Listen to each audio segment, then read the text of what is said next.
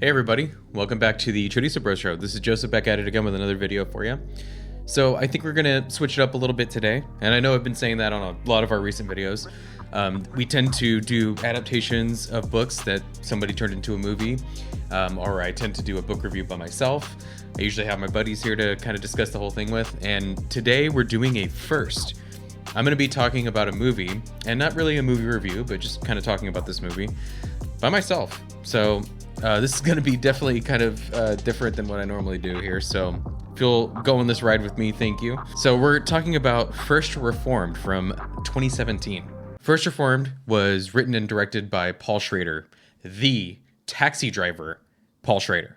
This was an exciting thing to see on my recommended for you kind of thing on Prime Video. I was like, what is this movie? I saw Ethan Hawke, I like him, and then I saw written and directed by Paul Schrader, and that's an immediate click for me. So I started watching this at the time of filming this last night, and I was just glued to my seat. It's a bit of a slow burn, and I don't know that it's going to work for everybody because it goes very bleak, very fast. So just know that going in. I'm basically doing this video with the idea that you either aren't going to watch this movie, you already did watch this movie, or you are going to watch it and don't care about the spoilers at all. So just know that going in, moving forward with this, that I'm going to just kind of talk about it with no regard for spoilers. So go watch the movie. If you can handle an interesting, bleak story, it will work for you. But it talks about some pretty heavy topics. There's a little bit of political stuff going on in here also that may kind of rub people the wrong way. And I think we should get rubbed the wrong way sometimes. So if you can handle that, then watch it. But it might not be for everybody. So Ethan Hawke, Amanda Seyfried, and Cedric the Entertainer for some reason are in this with an actor that I'd never heard of before, Philip Ettinger. The narrative structure is it is a reverend who is writing a diary or plans to write a diary for a year and to keep up with it every night and to put his thoughts down. It starts off, this character you can tell is a damaged, psychologically damaged character, a very somber, a very sad, but kind of just muscling through it the best way he knows how. Ethan Hawke plays this part perfectly. I really, once it started, I was like, I wonder what kind of weird avenues this is going to go down as far as his portrayal of this character. And he didn't disappoint. I think everything that happens in it, even though it goes in a crazy way pretty early on, he plays it with such a serious, but like, because he's a reverend, a caring point of view, and he's very patient. And even though he may brush up against somebody or deal with somebody he doesn't really care for, when he deals with other people, he's very patient. Now, there's something bubbling underneath the surface where we go, oh, this is the type of man this is, or the world is really crushing and this despair is really pressing on him, and it comes out. And man, what an excellent performance by Ethan Hawke. I mean, this might be one of my favorite movies that I've seen him in. I mean, that's just straight up. Amanda Seyfried is phenomenal. I've always thought that she was a talent, that's for sure. She's beautiful actress, but she does know how to play this sort of normal, I don't know if that is the right way to say this, but girl next door, I don't really know. She just seems very relatable. Maybe that's the thing to say. She seems very relatable, and I mean that in the best way possible, because it seems like Mr. Schrader asked them to sort of tone the intensity of this way down and keep it at a level that these seem like they can be conversations you'd walk by and you wouldn't even notice that are being taken place. They're so mundane, even though when it's not, it's not. I'll go through this part kind of fast because I want to get to the main talking part of this video and what it meant to me and why I don't know exactly how I feel about this, because it's complicated. I think that if you're aware of who Paul Schrader is as a person, as an artist, and then his work on Taxi Driver, I think you might feel the same way that I do. So I'll get through this part pretty quick here. So basically, it starts off with that framing device of Ethan Hawke's character Toller going on about his day and writing it down. Now, what I found to be the most interesting part of that is, as this story is going on, as the plot is taking place, some of the more unsavory things that he does. This is a complicated man, by the way. There's a part where he breaks and he gets angry, and when he writes in his journal about it, and he's angry at this woman who's just trying to befriend him and check up on him, and he kind of goes off on her, and it's something that's skipped over in the journal part of the narration. He doesn't mention. He just says something like, I think at the next scene, it's like, I woke up feeling really good today. So even in what are supposed to be his most private thoughts, he still can't bear to tell the truth. His idea is that this is just a private thing to sort of let him organize his thoughts. With the expectation that it's going to be private, he still doesn't write that he's got a drinking problem and he's got a very serious health issue. How often are we talking about things that are going on with us and we leave some pretty key things out that would clue somebody into, the depths of your soul a little bit, what's going on with you. So I found that to be very interesting. The Amanda Seyfried character, her name is Mary. Mary one day approaches Toller and asks him if he wouldn't mind having a conversation with her husband, who's been down in the dumps and exhibiting some worrying behavior. So, Ethan Hawke, Toller agrees, and he goes to meet with him, and he sees that he's in a desperate and depressive state. He's an environmentalist, like an activist for this stuff, and it seems to be really doing a number on his mind and on his mental health, because he's seeing how much damage that we as human beings are doing to the world, and it's like something he cannot get over, and he cares very, very much for this stuff. And he mentions that Mary, his wife, does also, and they're supposed to be having a baby, and he's having this sort of crisis because he's asked Mary to not have the baby. And, this is there's a spiritual aspect to the story as well. There's a religious aspect to it. So Ethan Hawke has this conversation with him, and, he is trying to help him. But, it's with this, through this filter of, he has to say what his opinion is based on what his religion is and what his religion says and what he thinks Mary probably wants him to say to him. So that was a really, really nice way to kind of start the story. And because you're just like, well, what's going to happen here? Because you can tell, is he going to be like helping this couple?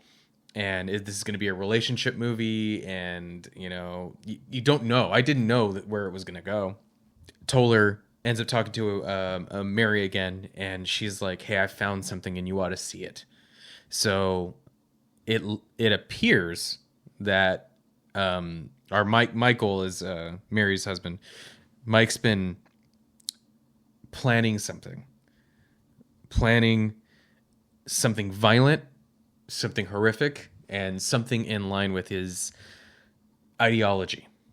And she finds a suicide vest, basically. And, what is she supposed to do? This pregnant woman, she goes and she notices that he's been going to the garage. She goes in there and sees, and he's hiding this. Oh my God, is my husband a domestic terrorist? Okay. So Toller shows up and he's like, okay, do not tell the cops. That's only going to make this worse. Let me talk to him again. He has to meet Toller somewhere. He invites him to the park, and he's like, hey, meet me at this trail and we'll talk. And then Toller goes there with the expectation that he's going to just have another conversation with this guy. And he finds that he's ended his own life. And my jaw dropped. I was like, oh, because the way it's shown is just so matter of fact. Ethan Hawke's response is just kind of shock. And it felt realistic. And that's the beginning part of this. Now, it's leading you to believe that that's going to be what the main thing is here. And okay, that's not the journey that we're on. It goes a different way. So that's kind of the inciting, okay, psychologically, where are these characters? One is in mourning, is in despair and finding a lot of comfort through the church. And here's Toller, who is kind of navigating his own illness, his own issues. He's got some stuff that's going on with his job. He doesn't really like some of the people that are higher up than him in the church, like people that make donations. And he's at a church that's got a very small congregation, and it's known for being like a tourist church because there's some historic thing going on there, Underground Railroad, and it's an historic place. And so the donations are very, very important. And we find out that one of the main donors of this place, one of the guys that kind of calls the shots for the church, works in energy, and his company is one of the people that our guy Mike had a big fucking problem with. So there we go. We have these sort of these things that are mixed up here. This is a very unique story. However, it is impossible for me to unsee Taxi Driver. I did what I could to be like, stop thinking about it, just enjoy the story for what it is. I was kind of able to find that sort of objective arena where I could look at the movie and be like, it is what it's its own movie. I don't need to be focusing so much on this. But I thought about it after the movie was over. I thought about it today. I went on some errands before I started filming, and I was like, it's Taxi Driver again. It's almost exactly the same, aside from, the details. So I don't know if this is trying to be, like the Joker. I don't know when Joker came out. I guess I have to look at that. I don't know if Joker came out before this. Why don't we see? I do have a computer right here, by the way. 2019. So this came out after First Reformed. Interesting. Because a lot of people were saying that Joker was kind of a ripoff of King of Comedy and Taxi Driver. And I was like, is this a response to the Joker? But I guess this came out... This came out before that. Interesting. Well... On this, I feel like this is a spiritual successor to Taxi Driver. This is our character, Ethan Hawke's character, is a reworked character, a reworked version of Travis Bickle. And when I started thinking about it, and when I saw shots, because I've seen Taxi Driver 100 times. A lot of those shots, they stick in your mind. And I think a lot of the shots from this movie are going to do that too. And part of that is because it's so similar to Taxi Driver that, like, when I saw it, I was almost going like, oh, I know what that shot is. Oh, I know what that shot is. Oh, I know what that shot is. And I feel like he's aware. I feel like Schrader is aware, but I don't know that everybody in his audience is aware. So I'm just going to go ahead and list here some of the things that I noticed that made me really go, God, I mean, this is like Travis Bickle again. So Ethan Hawke's character is a chaplain. So that's, a reverend or a minister or whatever for the military. Okay, so this is an ex-military guy, which is what Travis Bickle was. There are a couple of very specific shots. There's shots when Ethan Hawke is driving that feel like shot for shot from Taxi Driver, where you can almost make that argument with any scene that's in a car or whatever. You can almost make that argument, but this felt very much, or maybe it was me, maybe I'm just adding it because I thought there was something to it. Someday a real rain will come and wash all this scum off the streets. But the driving shots were very much like Taxi Driver. There's a part here where, because Ethan Hawke's character is sick, and what's crazy is Travis Bickle in his diary, there's a diary thing, so there's that. Travis Bickle mentions, it's a random line, he's like kind of talking about his despair, and he goes, I think I got stomach cancer. I think I got stomach cancer. So, all right, so there's something going on with Ethan Hawke here, and there's a very specific shot here where he's, I got the dog here, by the way.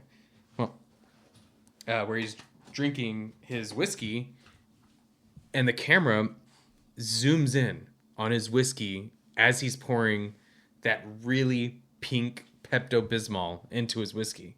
And it lingers on how like alien it looks. It just looks so strange because that's not what Pepto-Bismol or whiskey is supposed to look like, right?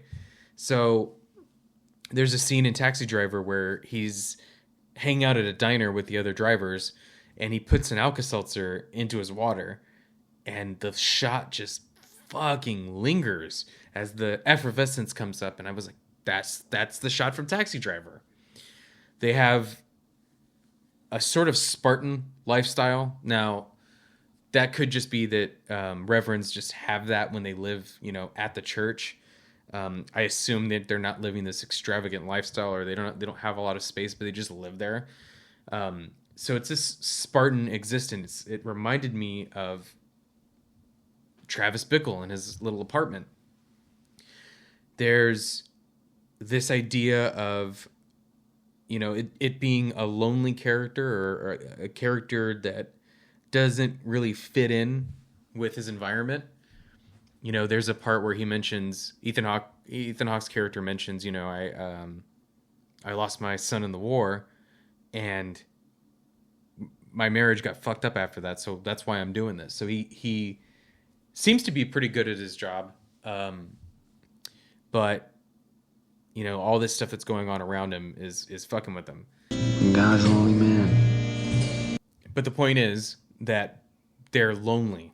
They're lonely characters, lonely in their being, not in their situation, because he talks to a lot of people at the church, but seems to be a very lonely person. So there's a suicide mission.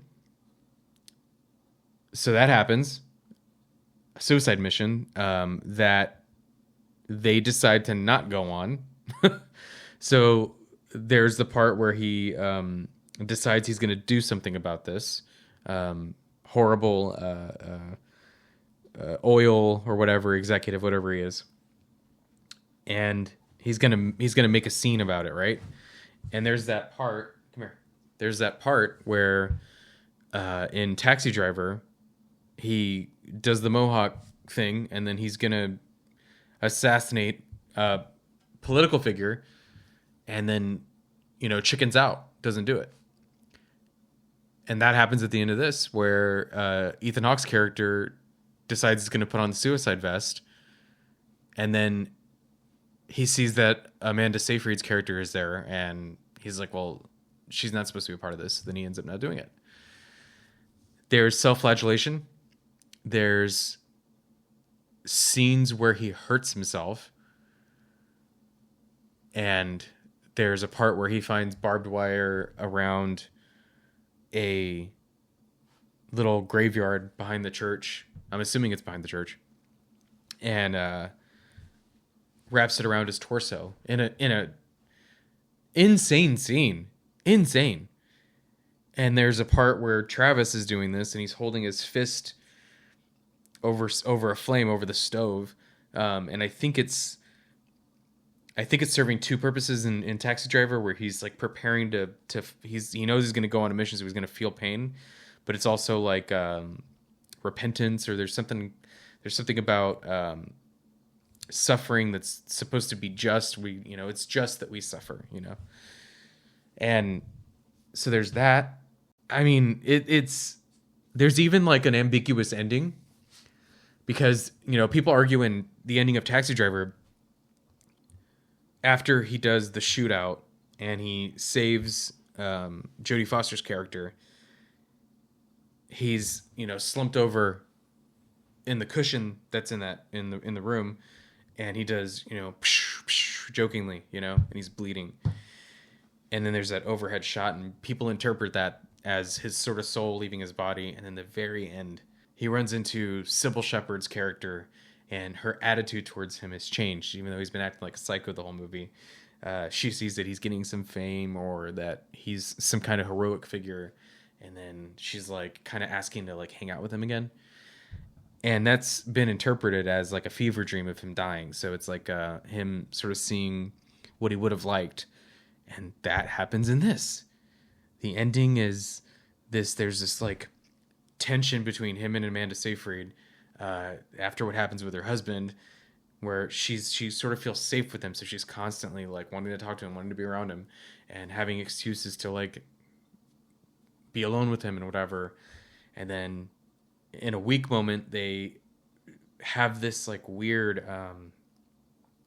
meditation thing where they like hold each other, and he like sees just like how beautiful like the mountaintops are and this prairie, and you see their face to face, and you're like, is he gonna kiss her? You feel that. And then the ending is they kiss, and it's like a serious, passionate kiss. And that's how the movie ends. It's the same fucking movie. I commenting on this thing that bothers Travis in the 70s New York was like being God's lonely man, right? It wasn't just that. It was that he felt he was in a world that was sick. Sick, venal. He did things to be in it still.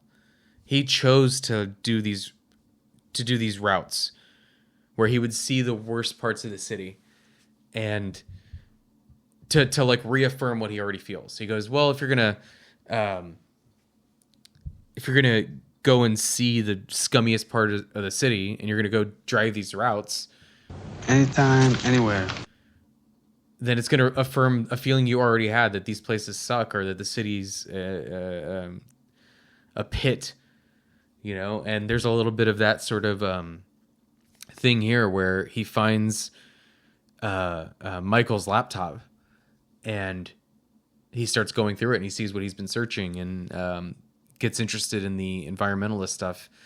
And he doesn't have to, he doesn't have to seek out the darkness. He chooses to, and then it takes hold of him. And even though we're in that the diary, we're in the journal part of it, and you're hearing him narrate this, and even though you see the plans start coming together, he never talks about it in his diary, in his journal. I mean, it's just, I'm gonna be thinking about this movie for a while. When I turn this camera off, I might go watch it again. I might watch Taxi Driver again. Might do a double feature. Who knows? But man, it really struck me. The movie's beautiful. I mean, but yeah, I go back and forth since I've been thinking about this. It does I don't know if this makes me think the movie is better or worse. I don't know if having this baggage of, because it's not a remake of Taxi Driver, but it feels like it. It feels like a different version of the same tale. And I don't know. Definitely, I like it way more than the Joker. I thought the Joker had an interesting concept, but just barely, and it wasn't executed correctly. No shade at Joaquin Phoenix. He's the fucking man. But I didn't care for the Joker. And this movie, for some reason, I want to watch it again. So I don't know if I can't tell if it's a detriment to the film or not. Is it like an Easter egg? Is it something that I'm supposed to be like, oh, look, you caught all the references. Cool.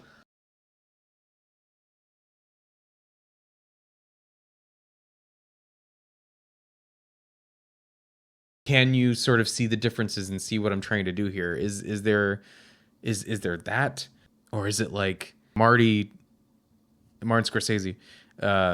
Marty, like I fucking know him. Marty did this to what I wrote, and this is how I would have done it.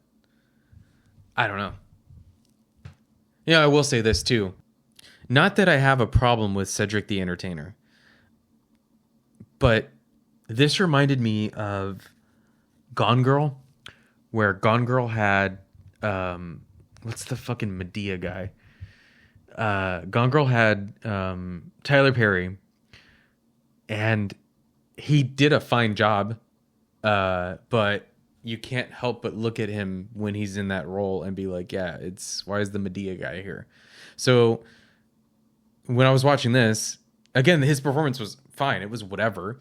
But that was not my favorite part of the movie, was having it be Cedric the Entertainer, because it was just like, what the fuck is this guy doing here?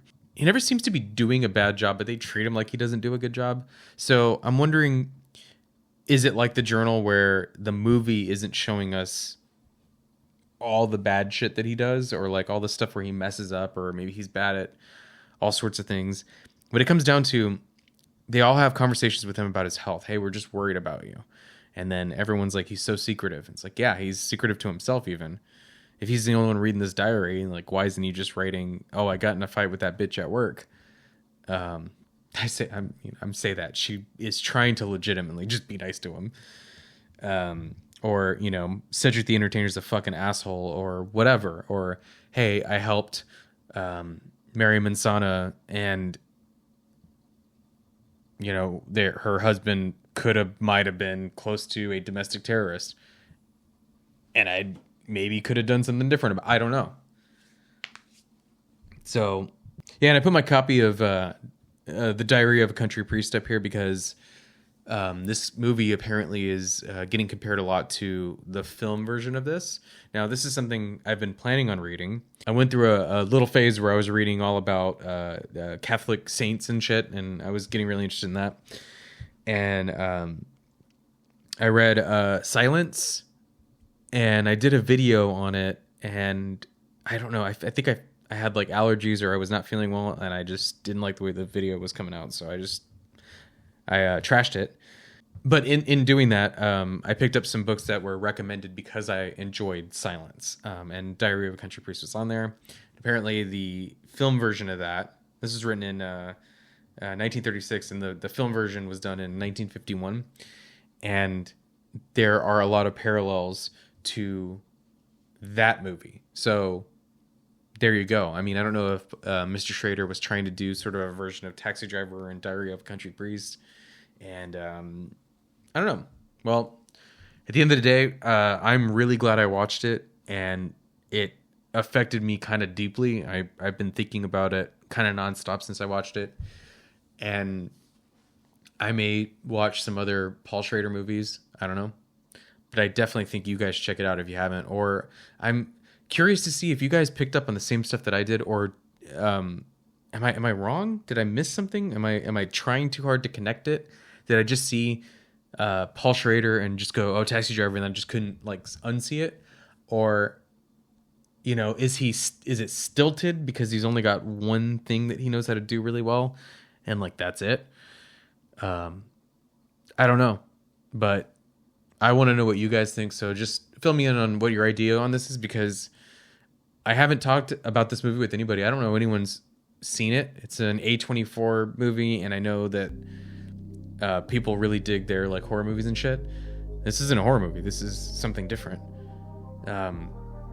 So I don't know. Anyway, I think that's it for me, guys. I'm going to get out of here and maybe watch another movie or do some reading, and plan for having a couple of videos coming out. Flowers for Algernon is coming up. We may be doing the Mario movie from the 90s. So we got a couple of things in the works here. But yeah, I think that's my cue to get out of here, guys. So we will see you next time. Thanks for joining me today. Bye-bye. I got some bad ideas in my head. I just